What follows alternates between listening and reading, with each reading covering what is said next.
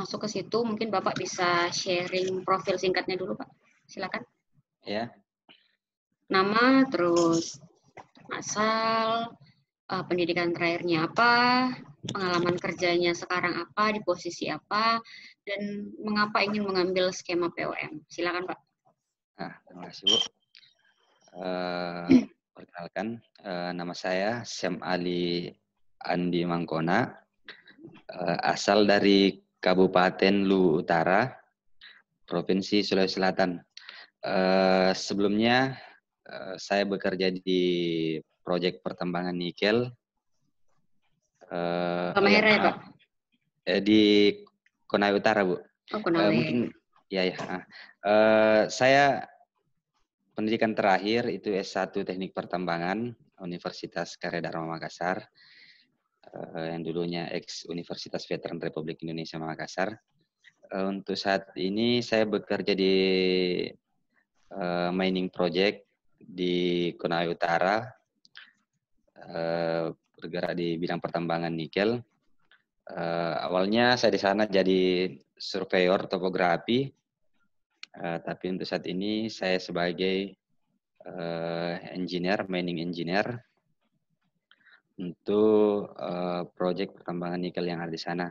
Jadi tujuan saya untuk mengikuti skema POM ini dalam rangka untuk memenuhi persyaratan yang telah ditetapkan bahwa setiap pengawas untuk engineer itu bisa melakukan melalui proses tahapan POM ini sendiri, dalam rangka juga untuk memantapkan juga skill, karena untuk skema POM ini bisa dibilang bahwa kita mendapatkan berbagai macam untuk penambahan ilmu tentang pengawas. Saya rasa kita juga untuk memanfaatkan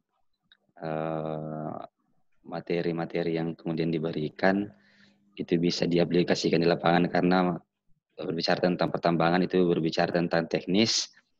Jadi kaidah-kaidah pertambangan yang benar, mungkin aturan-aturan pertambangan itu bisa diterapkan di lapangan sebagaimana mestinya. Mungkin itu, Bu, singkatnya seperti itu. Oke, jadi mungkin saya ingin bertanya lagi nih, Pak. Dari sertifikat POP yang baru Bapak kirim kemarin itu rilis baru di bulan Maret 2020, benar ya, Pak? Ya, benar, Bu. Itu bulan Maret 2020 yang dilakukan oleh PT Andalan Utama Solusi, penyelenggaranya waktu itu. Itu tempat trainingnya di Sorowako, Bu. Dia via offline, bukan online kemarin. Oke, offline bulan Maret 2020. Nah, sebenarnya untuk mengikuti yang namanya POM, minimal 1 tahun setelah si sertifikat POP keluar. Ataupun apabila tidak sampai 1 tahun, memang sudah ada rekomendasi dari KTT. Gitu. Atau mungkin memang karena kemarin Bapak sudah menjelaskan, karena tempat kerjanya hanya merupakan UJP ya Pak, jasa pertambangan saja, jadi yang paling tinggi posisinya adalah PJO. PJO, betul. Oke, saya pikir mungkin entah siapa tahu mungkin ingin ada namanya posisi jabatan, bukan ya Pak ya? Memang karena pure untuk skill up saja. Iya, betul, Bu. Ini untuk skill up saja, Bu. Oke, siap. Bentar ya Pak, 1 menit. Ya.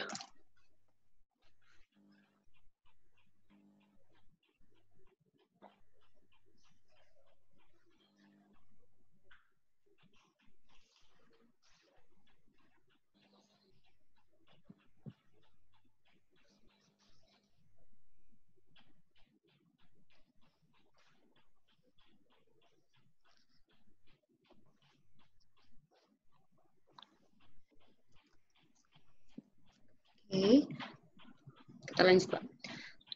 Ya. Dikarenakan Bapak juga masih baru aja mengikuti yang nama sertifikasi POP, Boleh Ya. Pak saya tanya sedikit? Terkait apa sih sebenarnya tugas dan tanggung jawab seorang pengawas operasional? Tugas dan tanggung jawab Seorang pengawas operasional. ya pengawas operasional memastikan pekerjaan orang di lapangan itu dalam keadaan selamat, sebagai penyambung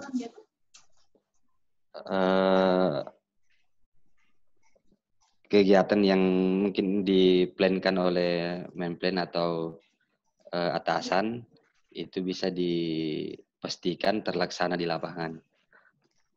Oke, terus? Ya, itu mungkin untuk singkatnya mungkin seperti itu. Padahal itu tugas dan tanggung jawab Bapak nih nanti sebagai seorang pengawas operasional. Pengawas operasional baik pertama, media, dan utama itu sama tugasnya.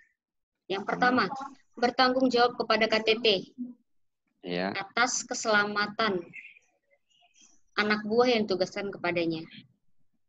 Yang kedua, bertanggung jawab atas keselamatan, kesehatan, dan kesejahteraan semua anggota yang ditugaskan kepadanya. Yang ketiga, melakukan pengujian, pemeriksaan, dan inspeksi. Yang keempat, membuat laporan dan menandatangani terkait pemeriksaan, pengujian, dan inspeksi yang dilakukannya. Nggak apa. Itu yang pasti dipelajari lagi nanti Pak. Terus misalkan nanti ditanya sama asesor, itu terdapat di mana? Di Kepmen 1827 lampiran 2. Iya. Kepmen 1827 ya, lampiran 2. Iya. Oke.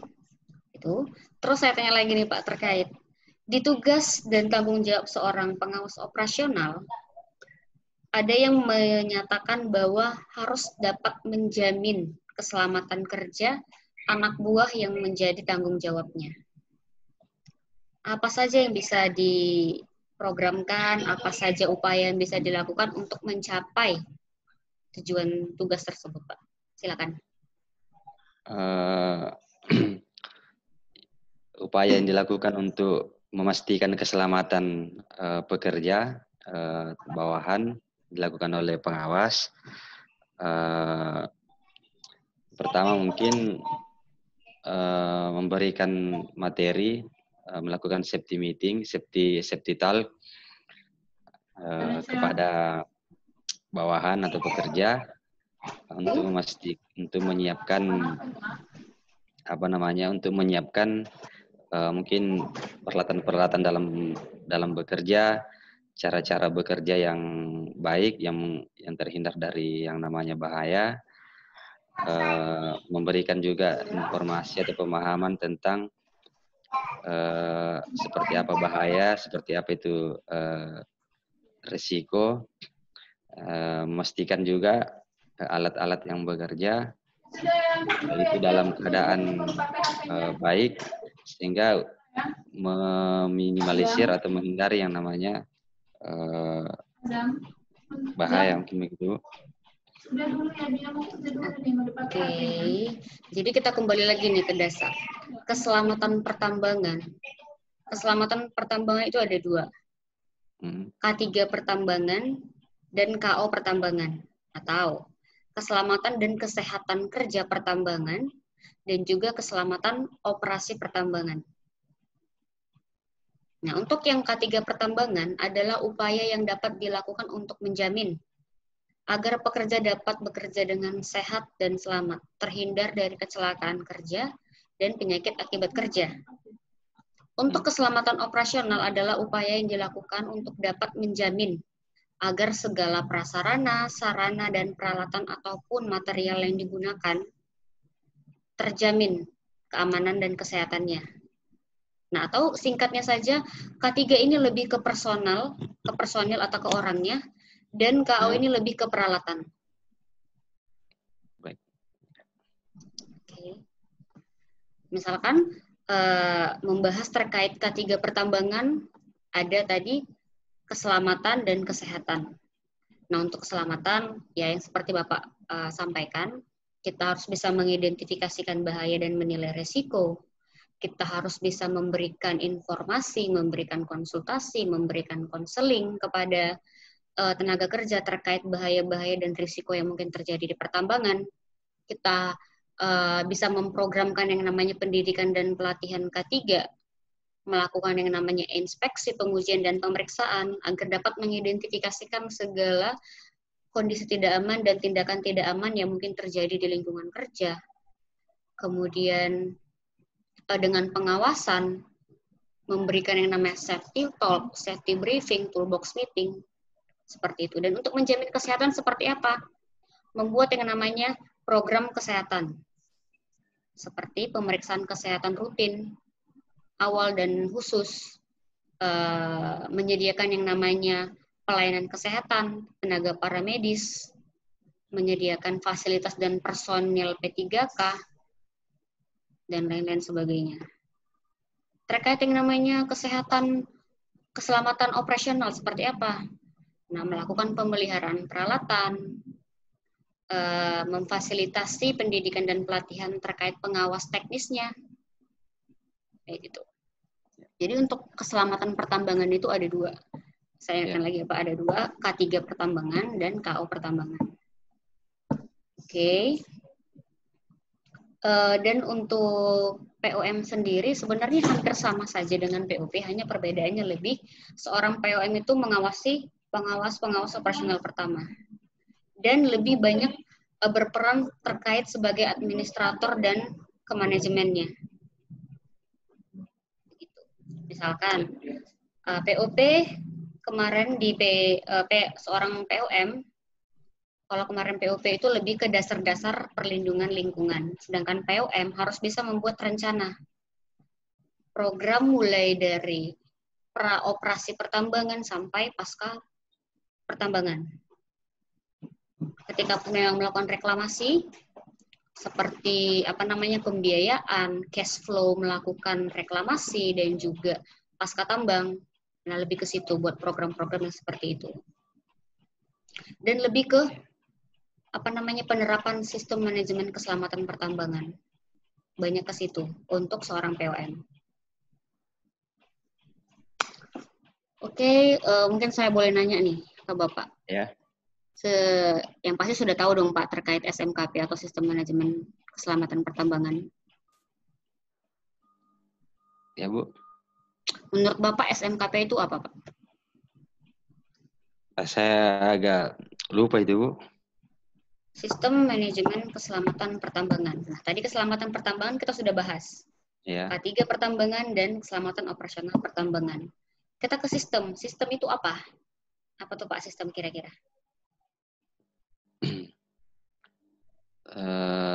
Cara mungkin atau aturan yang yang berlaku mungkin. Oke. Standar, aturan. Nah, itu dia untuk sistem. Manajemen. Apa tuh Pak kira-kira menurut Bapak manajemen?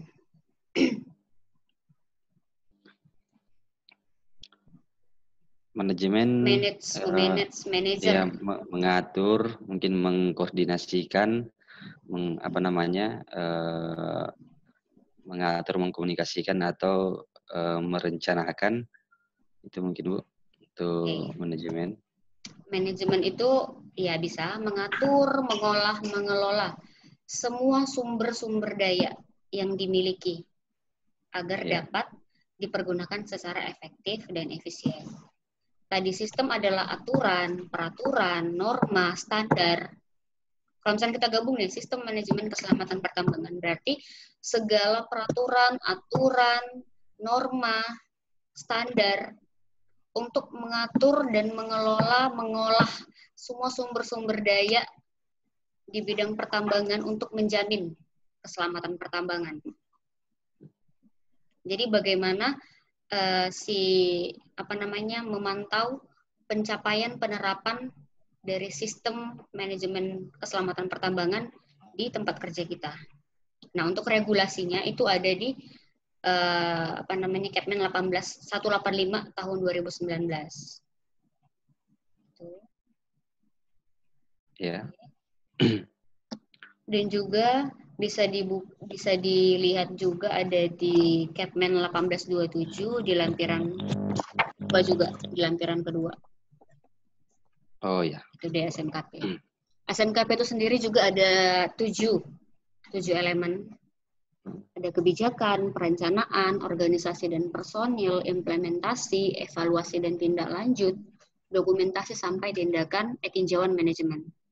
Sebenarnya antara SMKP dan SMK3 itu hampir sama. Cuma bedanya di mana itu, Bu? Perbedaannya ya kembali lagi, SMKP itu memang pure untuk keselamatan pertambangan. Nah, SMK3 untuk lebih SMK3 ya memang keselamatan dan kesehatan kerja di lingkungan kerja secara keseluruhan. Perbedaannya lagi, SMK3 itu adalah produk hukum dari Presiden. Ya. Kenapa? Karena dia penerapannya itu diatur oleh PP, Peraturan Pemerintah Nomor 50 2012. Nah, sedangkan SMKP itu adalah hasil keluaran dari keputusan Kementerian ESDM. Yang mana kalau kita melihat dari sisi regulasi, Kepmenaker, terus surat edaran, itu masih di bawah dari peraturan pemerintah. Yang paling atas ada Undang-Undang 1945, ke bawahnya ada undang-undang, di bawahnya lagi ada Kepmen, terus ada surat edaran menteri, pokoknya yang menteri, sebatas menteri. Di bawahnya adalah surat-surat keputusan. Sampai yang paling bawah ada form dan juga checklist seperti itu. Jadi sebenarnya ketika ada yang mengatakan di perusahaan itu, misalkan di perusahaan pertambangan, mana yang harus diterapkan SMK3 atau SMKP? Kalau menurut Bapak seperti apa? Kalau aturan di pertambangan, mungkin karena kan lebih spesifik ke aturan SMKP itu, Bu, ya. Jadi untuk wilayah teknis mungkin lebih cenderung ke SMKP-nya. Oke. Ya. Tapi sebenarnya kalau misalnya kita berkaca kepada regulasi, SMK3 itu adalah sistem manajemen yang wajib diberlakukan untuk yang pertama, apabila perusahaan tersebut memiliki 100 karyawan atau lebih. Atau perusahaan tersebut memiliki resiko yang tinggi. Kita lihat kembali, pertambangan itu merupakan salah satu bidang kerja yang beresiko tinggi. Apalagi misalkan yang ada peledakan, ada penggalian, nah itu resikonya tinggi. Jadi harus sebenarnya SMK3, karena itu merupakan produk hukum wajib untuk semua perusahaan yang 2, 1, memiliki tenaga kerja 100 atau lebih, atau memiliki resiko yang tinggi. Gitu ya. Nah, jadi sebenarnya antara SMK3 dan SMKP itu harus bisa diintegrasikan. Gitu. Jadi maksudnya lebih untuk SMKP terhadap pengaruh SMKP terhadap yang industri pertambangan itu dia sejauh mana dia itu, Bu? Karena kan seperti dikatakan tadi bahwa ada SMK untuk ketiganya itu dia sejauh mana dia memiliki pengaruh terhadap industri pertambangan sendiri, Bu. Karena kan kita seperti yang dibahasakan tadi bahwa ada resiko, tentu resiko pertambangan itu besar. Oke, jadi saran saya atau rekomendasi dari saya, dua-duanya diberlakukan. Tapi tetap saja, ketika kita memberlakukan SMK3 ataupun SMKP, itu bisa saling terintegrasi program-programnya. Program K3 itu sebenarnya sama aja. Untuk dokumen-dokumen eviden buktinya itu sebenarnya hampir sama kalau kita bisa melihat dari per sub-sub elemen. Kayak gitu. Oke, karena kita memang fokusnya bukan di SMKP, kita next. Baik, Bu. Oke. Kita buka aja deh.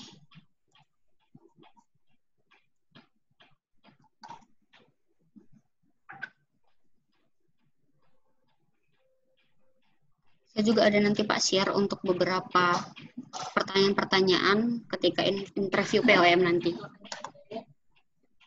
Oke.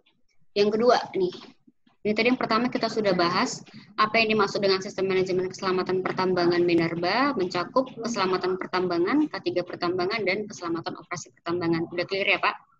Iya. Yeah. Yang kedua, perusahaan pertambangan dan perusahaan jasa pertambangan wajib menerapkan sistem manajemen keselamatan pertambangan Minerba. Apa tujuan menerapkan SMKP itu? Ya tujuannya kembali lagi untuk menjamin yang namanya keselamatan kerja pertambangan, keselamatan operasi pertambangan, meningkatkan produktivitas, terus mencegah kecelakaan tambang, itu pasti. Yeah. Berbicara mengenai kecelakaan tambang,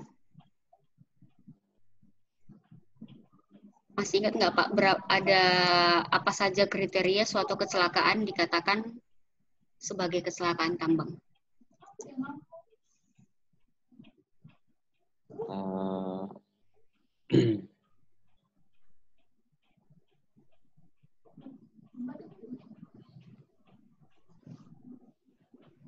Silakan Pak. Kriteria dikatakan sebagai kecelakaan tambang. Mungkin ditanya soalnya Pak. Oh gitu ya. Sebenarnya agak lupa saya itu, Bu. Oke, saya bantu Pak. Benar-benar terjadi. Iya. Yeah. Terjadi pada jam kerja. Yeah. Terjadi pada tenaga kerja yang mendapat izin dari KTT. Terjadi pada wilayah kerja KP ataupun PKP2B.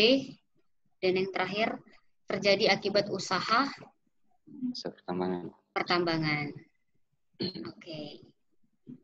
Jadi nanti harus bisa menganalisis ya Pak. Baik Bu. Baik. Soalnya lama tidak belajar itu. Padahal baru Maret kemarin loh Pak. Oke, terkait kesehatan kerja adalah menjamin tenaga kerja bebas dari penyakit akibat kerja. Masih ingat nggak Pak? Penyakit akibat kerja itu apa sih? Terus satu lagi, penyakit akibat hubungan kerja. Penyakit akibat kerja dan penyakit akibat hubungan kerja. Apakah keduanya itu serupa atau berbeda? Silakan Pak Syamali.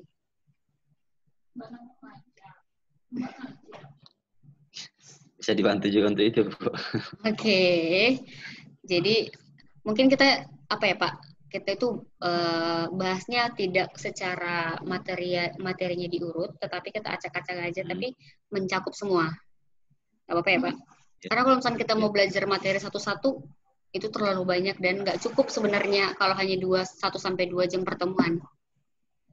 Nah makanya sebenarnya Bapak bisa baca-baca materi, terus lihat video yang sudah kita kirimkan, dan juga melatih menjawab pertanyaan-pertanyaan yang sudah saya share. Oke. Terkait penyakit akibat kerja adalah kelainan ataupun sakit penyakit yang diderita oleh tenaga kerja setelah terpapar bahaya-bahaya di lingkungan kerja dalam jangka waktu yang relatif lama atau kronis. Nah, untuk penyakit akibat kerja adalah penyakit yang timbul setelah seseorang bekerja.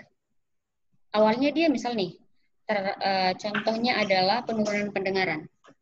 Yeah. Seseorang mengalami penurunan pendengaran setelah dalam 2-3 tahun bekerja dekat dengan genset atau dekat dengan boiler atau dekat dengan fan. Nah, jadi bagaimana kita dapat mengetahui seseorang itu terpapar terpapar bahaya dan mengakibatkan PAK? Itulah gunanya dilakukan yang namanya pemeriksaan kesehatan awal.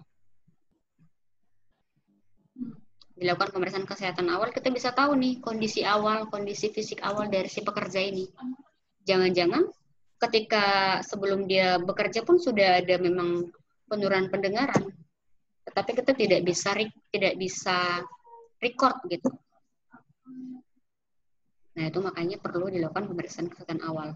Untuk penyakit akibat hubungan kerja adalah penyakit yang diperparah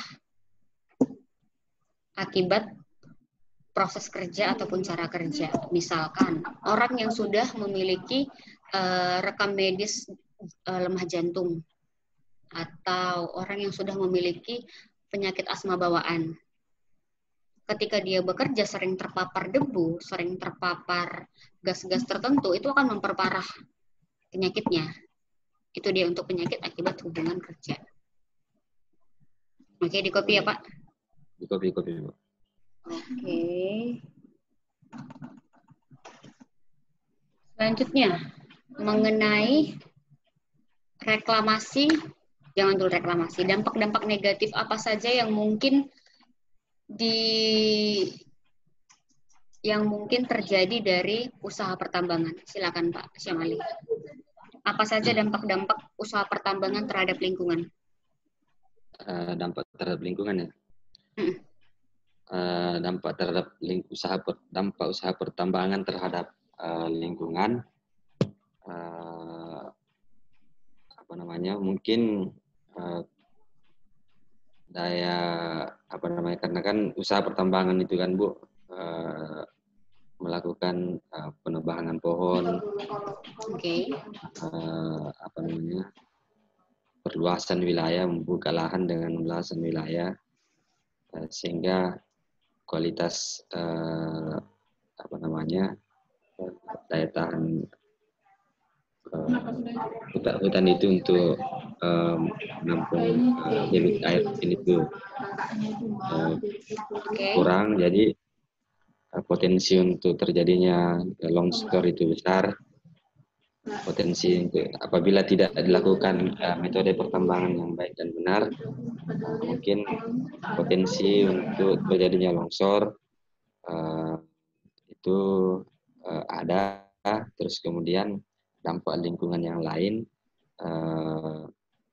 penurunan mungkin terhadap pH air, terus kemudian efek dari air asam tambang, mungkin faktor efek lingkungan yang lain, mungkin itu dulu sementara.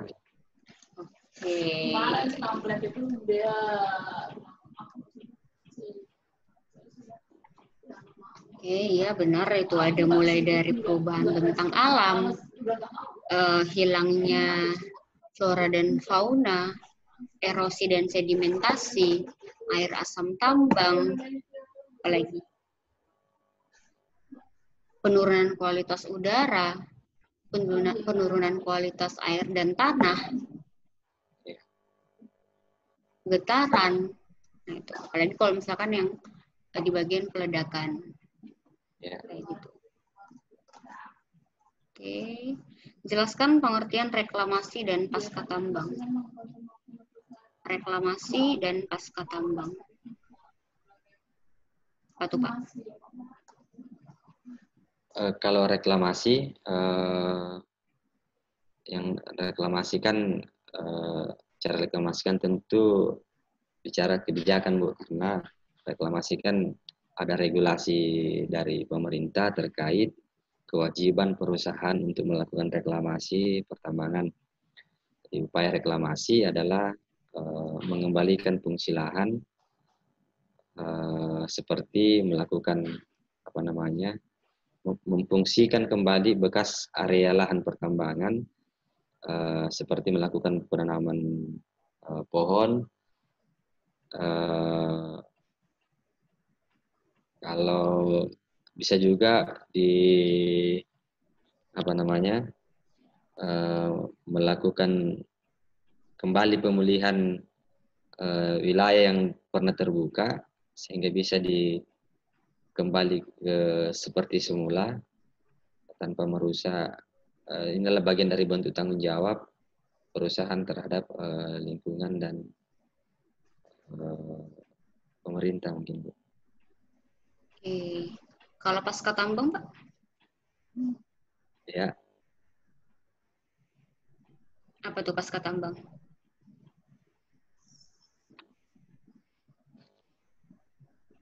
Pasca tambang mungkin agak sama, Bu, ya, upaya untuk memperbaiki juga kembali usaha yang dilakukan untuk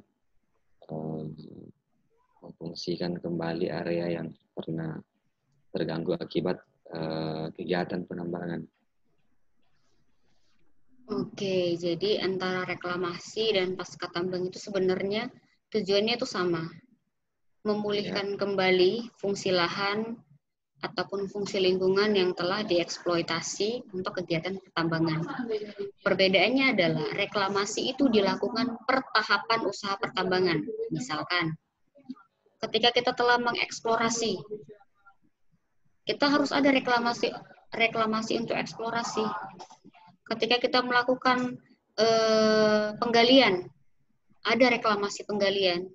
Ketika kita melakukan pengolahan atau pemurnian logam ataupun mineral, ada lagi reklamasinya untuk itu. Tetapi untuk pasca tambang adalah kegiatan pemulihan di akhir. Di akhir kegiatan suatu proyek pertambangan. Misalkan, ketika seorang investor ataupun pengusaha ingin mengeluarkan yang namanya izin usaha pertambangan ataupun izin usaha jasa pertambangan. Ketika membuat program itu misalkan dibuat dalam jangka waktu 5 tahun. Nah, selama 5 tahun berjalan, ada yang namanya kegiatan pra-operasi tambang, operasi tambang, dan pasca tambang. Nah, untuk di pasca tambang ini adalah akhirnya apa sih kegiatan yang bisa kita lakukan untuk mengcover, memulihkan secara keseluruhan kegiatan-kegiatan pertambangan yang sudah kita lakukan. Sedangkan untuk reklamasi, itu per tahapan-tahapannya.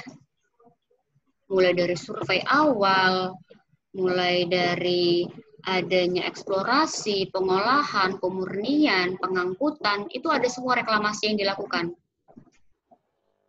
Itu untuk pasca tambang itu kita mengembalikan secara sosial, ekonomi, dan budayanya. Jadi secara keseluruhan, sedangkan untuk reklamasi per tiap-tiap tahapan. Ya kembali lagi, keduanya itu sama tujuannya untuk memulihkan kembali fungsi lahan. Kayak gitu.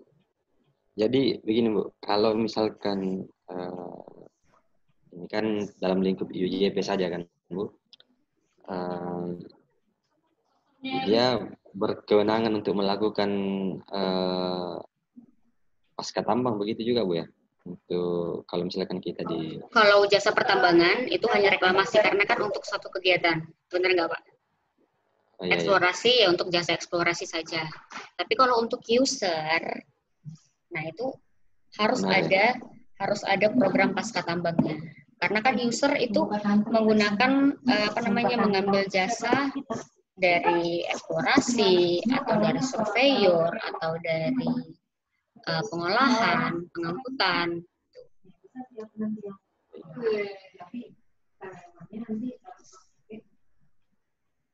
Yang jadi maksudnya handle-nya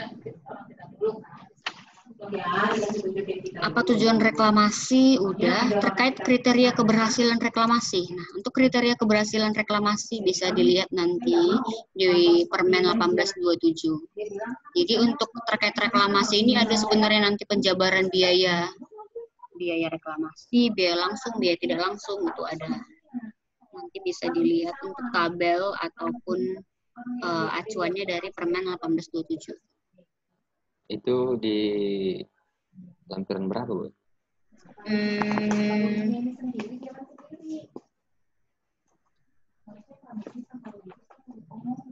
Nanti saya cari ya, Pak. Ada di lampiran 2 atau 3. Okay. Oh ya, baik, Bu. Ya.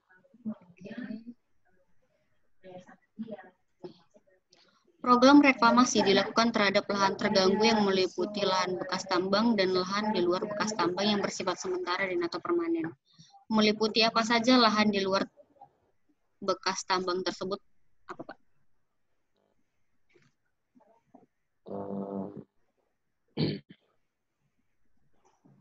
daerah di luar tambang ya, Bu? Yang maksudnya tidak terganggu gitu yang direklamasi. Iya.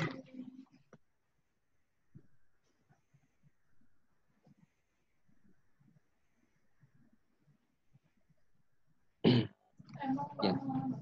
Gimana Bu ya? Karena sepemahaman saya kalau reklamasi itu memang dilakukan untuk area yang terganggu begitu, Bu. Oke, yang salah satu contohnya Ah, itu ada untuk timbunan tanah penutup. Timbunan tanah timbunan tanah. penutup, Hmm. terus jalanan hauling atau jalanan transportasi, pabrik dan Maksudnya instalasi pengolahan atau pemurnian. Itu ada sih Pak, nanti dibaca aja di undang-undangnya di di Kepmen 1827. Ada kantor dan perumahan. Nah, itu kan tidak merupakan bekas tambang tetapi masih dalam program, masuk ke dalam program reklamasi. oh begitu cara penanganan untuk reklamasinya seperti apa itu Bu ya? Misalkan area bekas tambang tapi kemudian didirikan mungkin fasilitas di sana, bangunan atau sejenisnya.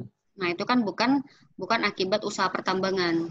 Iya, iya, betul. Nah, tetapi ketika pun nanti akan dikembalikan, dipulihkan, nah semua area itu kan harus dihilangkan. Padahal kan yang awalnya hanya jalan transportasi atau yang awalnya hanya perkantoran. Nah, tetap harus direklamasi nanti. Gitu.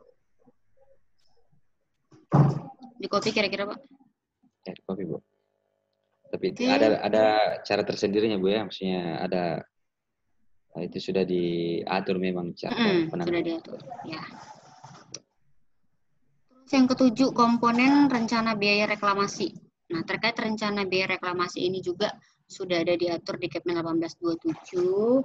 Ada biaya langsung dan ada biaya tidak langsung. Nah, terkait biaya langsung itu ada nih penata gunaan lahan, revegetasi atau penanaman hutan kembali, pencegahan dan penanggulangan air asam tambang, pekerjaan sipil, pengelolaan lubang bekas tambang. Nah, untuk biaya tidak langsung ada MOP, mobilisasi dan demobilisasi alat, perencanaan reklamasi, administrasi, dan supervisi. Itu dia untuk terkait biaya reklamasi. Nah, biasanya juga ada yang namanya jaminan reklamasi dan jaminan AMDAL. Nah, untuk jaminan reklamasi dan jaminan AMDAL ini itu seperti deposit. Deposit yang ditanam, yang disimpan di bank pemerintah atau di Bank Indonesia yang dikeluarkan atau dititip atau didepositkan setelah IUJP ataupun IUP keluar. Oke, jadi dalam 5 tahun apabila tidak melakukan yang namanya reklamasi, deposit tadi itu hilang, hangus, gitu. Ya. Selanjutnya, Mungkin butuh juga untuk bahas tentang reklamasi kan. Saya rasa kita butuh waktu juga untuk tuntaskan reklamasi juga, Bu. oke siap. Mungkin bukan di hari ini ya Pak, mungkin di. Siap. Ya.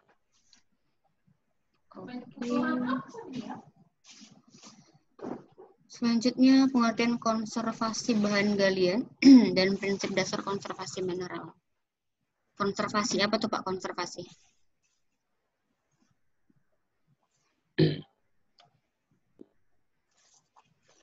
Konservasi bahan galian ya?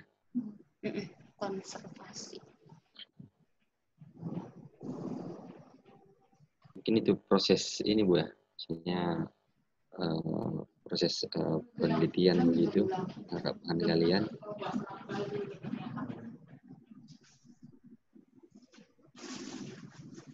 Yang di dalamnya mungkin mencakup kegiatan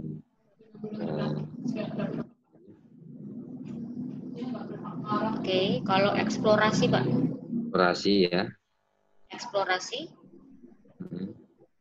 Apa tuh eksplorasi? Eksplorasi adalah eksplorasi kegiatan apa namanya? Kegiatan yang dilakukan untuk melakukan untuk mencari sumber daya mineral yang ekonomis.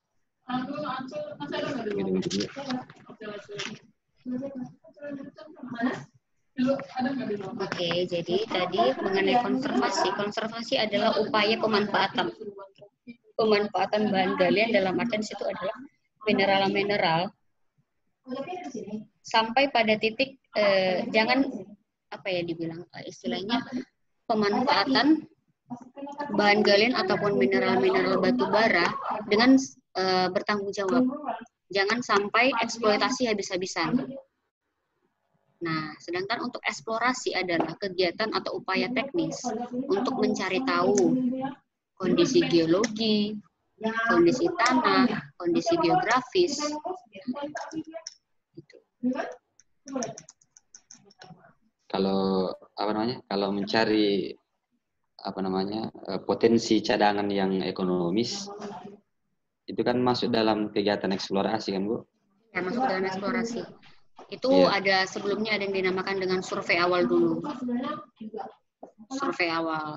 Jadi kegiatan pertambangan itu mulai dari ada yang survei awal, terus ada konservasi, eksplorasi, sampai pengolahan, penggalian, pengangkutan, sampai tahap-tahap selanjutnya, penjualan. Meliputi aspek apa saja yang terkait dalam konservasi mineral batu bara. Ada pendataan, pemanfaatan, pengolahan, sampai recovery penambangan. Ya, konservasi ini seperti ya semua kegiatan apapun itu pasti ada yang dinamakan, pertama itu perencanaan. Ya, perencanaannya seperti apa? Kita harus tahu dulu mengidentifikasikan batuannya seperti apa, mengidentifikasikan lahannya seperti apa. Nah, selanjutnya pelaksanaan eksploitasinya. Yaitulah tahap pengerukan, penggalian, pengolahan, pemurnian, sampai di tahap akhir pasca operasi. Apa yang dilakukan? Yaitu recovery kembali, reklamasi ataupun pasca tambang. Termasuk dalam studi kelayakan, Bu, ya? Ya, studi kelayakan atau pengembalian baku mutu lingkungan. Oke. Ya. Oke, di copy, Pak. Ya, di copy, Bu. Yang ke-10, di dalam pengelolaan dan pemantauan lingkungan pada kegiatan usaha pertambangan, harus mempedomannya yang namanya AMDAL, dampak lingkungan, dan UKL, upaya pengelolaan lingkungan dan upaya pemantauan lingkungan yang telah disetujui atau direkomendasikan oleh instansi pemerintah yang berwenang. Apa pengertian AMDAL dan UKL-UPL? Nah, AMDAL ini ya dampak lingkungan, dampak-dampak apa saja yang dapat ditimbulkan dari usaha pertambangan terhadap lingkungan. Terkait UKL dan UPL ini adalah upaya pengolahan lingkungan dan upaya pemantauan lingkungan. Jadi lebih seperti ketika pun kita sudah melakukan reklamasi sampai ke pasca tambang, kita harus tetap memantau progresnya sampai lahan itu memang benar-benar dianggap cukup baik oleh AMDAL, ada kriterianya, ada baku mutunya berapa, sampai pada persentase berapa gitu.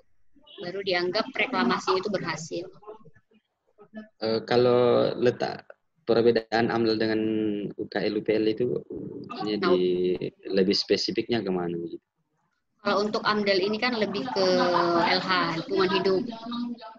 Nah, untuk UKL dan UPL ini sebenarnya merupakan program untuk memastikan agar kegiatan reklamasi dan pasca tambang kita ini sudah sesuai belum dengan program yang di awal, di praoperasi. Kalau sudah sesuai dan sampai penerapan atau pengolahan lahan ini yang benar-benar sudah pada persentase yang cukup untuk kembali ke fungsi yang semula.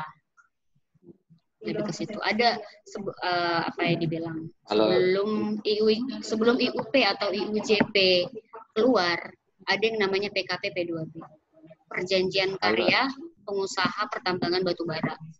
Itu adalah perjanjian antara pemerintah dengan pengusaha pertambangan.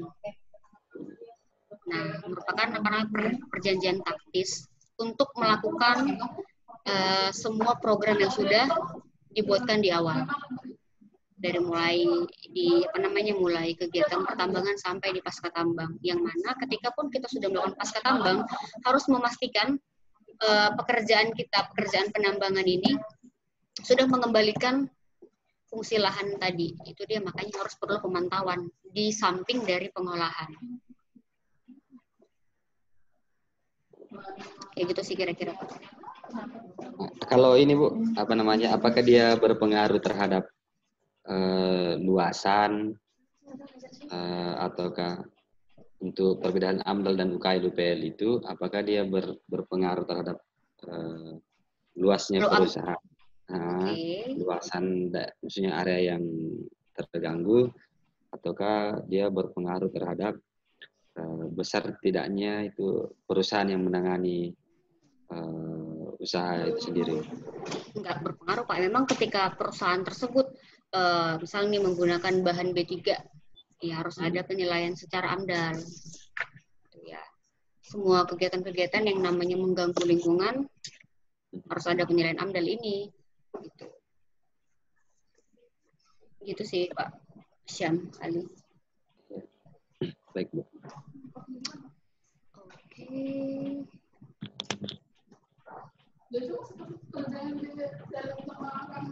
Atau ada suatu kasus yang ingin didiskusikan, Pak Syam Ali? Ini Bu, saya mau tanya, kan seperti yang saya bahasakan tadi Bu, karena kita kan ini dalam lingkup UJP. Jasa pertambangan. Iya, jasa pertambangan, konsultan mining. Konsultan mining. Iya, konsultan mining, terus kemudian kita melakukan juga proses mining Bu, eksplorasi juga. Cuma di dalam kan untuk ownernya itu sendiri kan ada KTT sebagai pimpinan untuk bicara tentang teknis. Sedangkan di kontraktor itu sendiri kan ada namanya PJO kan Bu. Ini antara PJO dan KTT ini mana kan lebih tinggi? Salah satunya itu Bu. Terus kemudian kan kita berbicara tentang kewenangan tentang pekerjaan itu sendiri, sampai di mana kapasitas PJO, terus kemudian sampai di mana kapasitas KTT tentang berbicara teknis itu sendiri Bu. Gitu. Oke, terkait PJO dan KTT. Misalkan mengenai kebijakan. Wewenangnya adalah yang bisa mengambil kebijakan itu adalah KTT. Gitu. Ini jadi misalkan nih terjadi kecelakaan kerja, pelaporannya. Oke, Bapak bisa melaporkan ke PJO. Tapi PJO juga harus tetap melaporkan kembali ke KTT.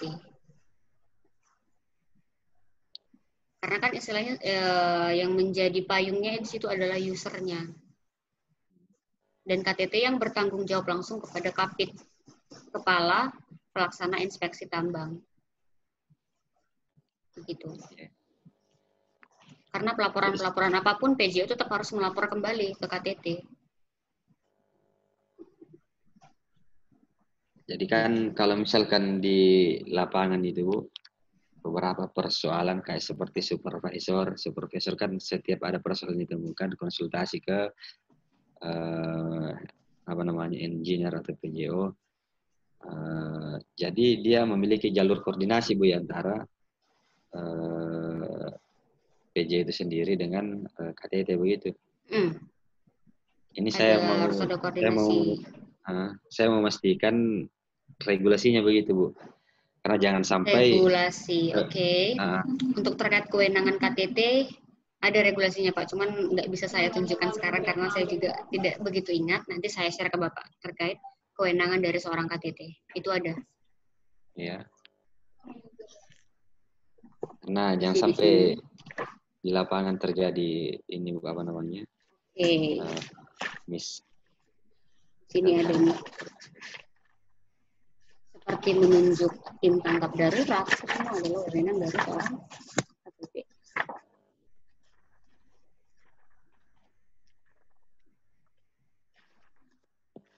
Nanti deh Pak saya share untuk di mana tepatnya terdapat tugas dan wewenang seorang KTT. Bisa ini Bu ya, apa namanya, tentang PJO juga, Oke. kapasitasnya sampai di mana, kapasitas seorang KTT menangani persoalan di lapangan itu sampai di mana juga. Oke. Oke Pak, maaf dicatat. Ya akan saya share.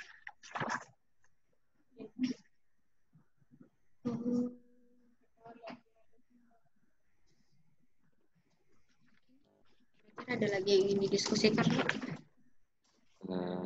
Ini tuh sementara itu saja Bu pertanyaan. Jadi saya mau tanya juga Bu, kegiatan untuk materinya itu berapa hari lagi Bu ya?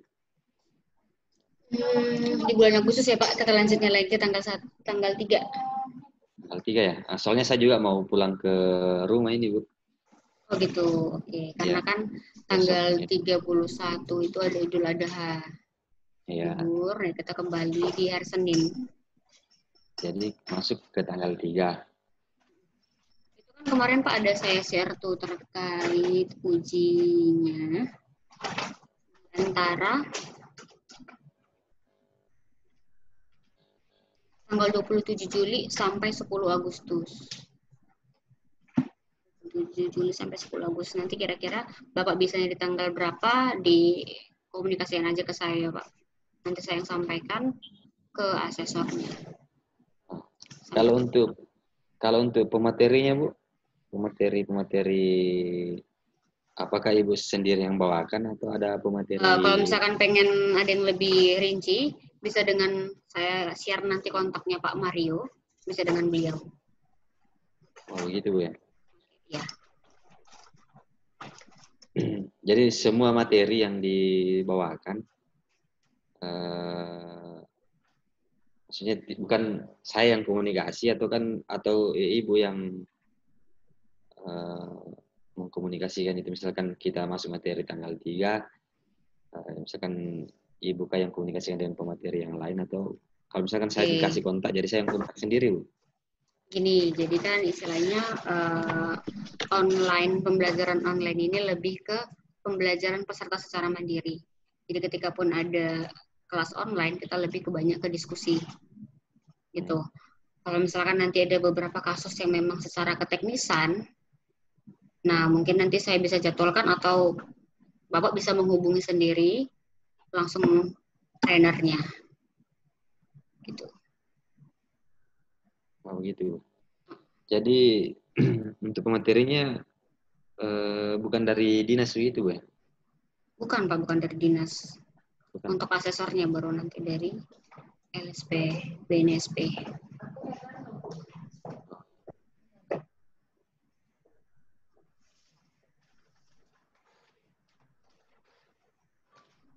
Kira-kira ada lagi yang didiskusikan Pak, siapa nih?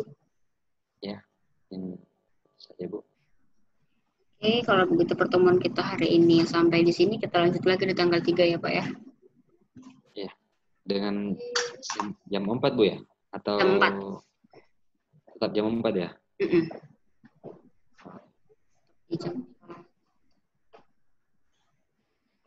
Ya, terima kasih. Terima kasih atas partisipasinya. Pak Syamali, kita bertemu lagi minggu depan. Selamat sore. Sudah bisa lihat Pak? Selamat.